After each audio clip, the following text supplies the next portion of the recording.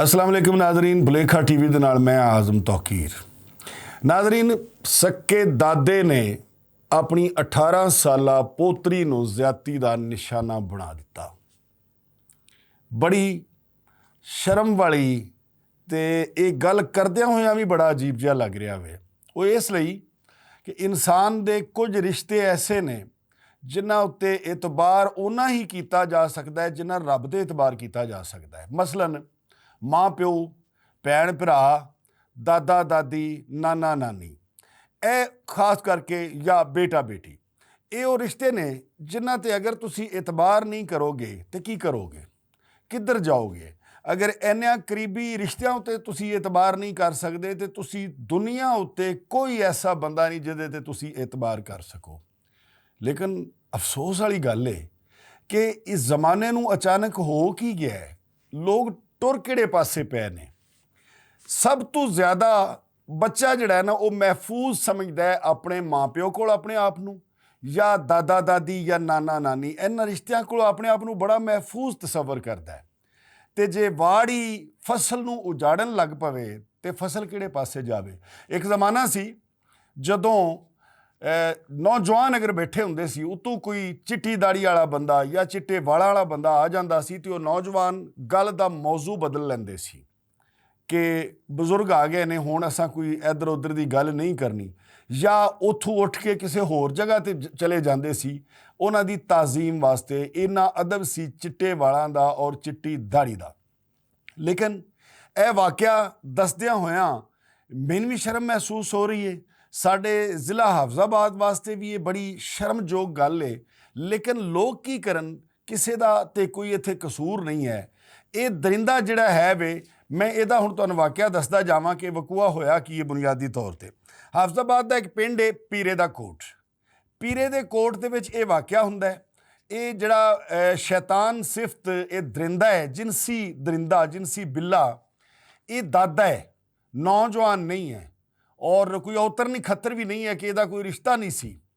ਇਹ ਦਾਦਾ ਹੈ ਉਸ ਕੁੜੀ ਦਾ ਔਰ ਉਹ ਕੁੜੀ 18 ਸਾਲ ਦੀ ਮਾਜ਼ੂਰ ਹੈ। ਇਹ ਉਹਨੂੰ ਜ਼ਿਆਦਤੀ ਦਾ ਨਿਸ਼ਾਨਾ ਬਣਾਉਂਦਾ ਹੈ।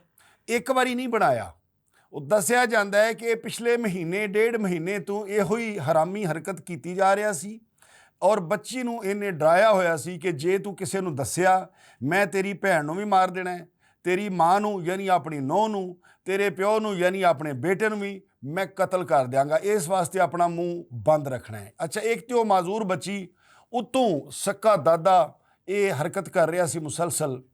ਪਤਾ ਕਿਵੇਂ ਲੱਗਿਆ, ਗੱਲ ਖੁੱਲੀ ਕਿਵੇਂ। ਹੁਣ ਘਰ ਦਾ ਭੇਦੀ ਜਿਹੜਾ ਹੁੰਦਾ ਵੇ ਉਹਨੂੰ ਫੜਨਾ ਬੜਾ ਔਖਾ ਹੁੰਦਾ ਵੇ ਕਿ ਚੋਰ ਹੈ ਹੀ ਘਰ ਦੇ ਵਿੱਚ, ਤੇ ਫੜੀਏ ਕਿਹਨੂੰ। ਭਾਈ ਪੁਲਿਸ ਕੋਲ ਰਿਪੋਰਟ ਕਰੀਏ ਤੇ ਪੁਲਿਸ ਨੇ ਵੀ ਸੱਜੇ ਖੱਬੇ ਵੇਖਣਾ ਕਿ ਜ਼ਾਹਿਰ ਹੈ ਕੋਈ ਮਹੱਲੇ 'ਚ ਚੋਰ ਹੋਏਗਾ, ਕੋਈ ਬਾਹਰੋਂ ਚੋਰ ਹੋਏਗਾ, ਤੇ ਜੇ ਚੋਰ ਹੋਵੇ ਹੀ ਘਰ ਦਾ ਤੇ ਫੜਿਆ ਕਿਵੇਂ ਜਾਵੇ। ਲੇਕਿਨ ਉਹ ਕਹਿੰਦੇ ਨਾ ਜੀ ਕਿ 100 ਦਿਨ ਚੋਰ ਦਾ, ਇੱਕ ਦਿਨ ਸਾਈਂ ਦਾ।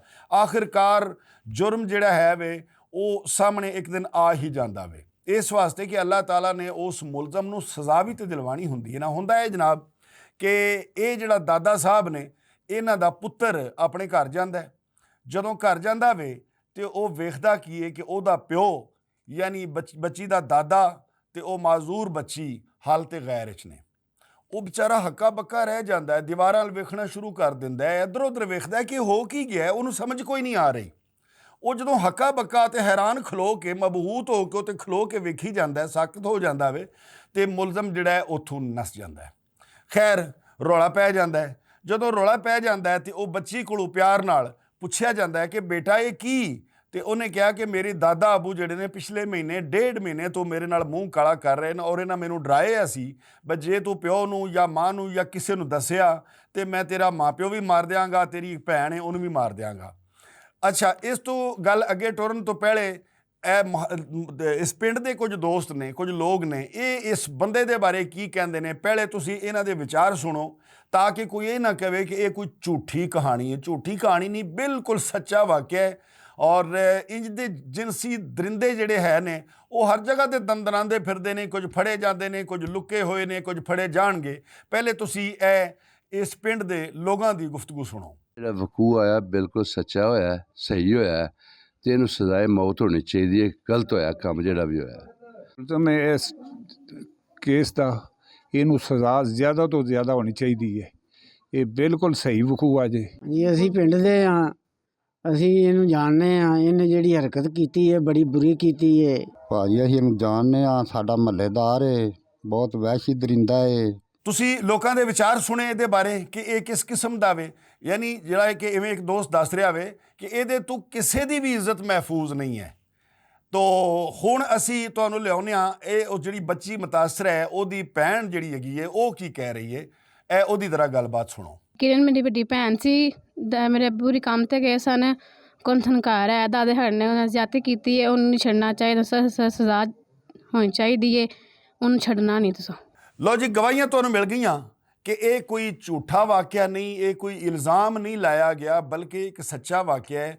ਪੁਲਿਸ ਨੇ ਮੁਲਜ਼ਮ ਦੇ ਖਿਲਾਫ FIR ਦਰਜ ਕਰ ਰਹੀ ਹੈ। ਤਾਹਾਲ ਮੁਲਜ਼ਮ ਜਿਹੜਾ ਹੈ ਵੇ ਉਹ ਫਰਾਰ ਹੈ।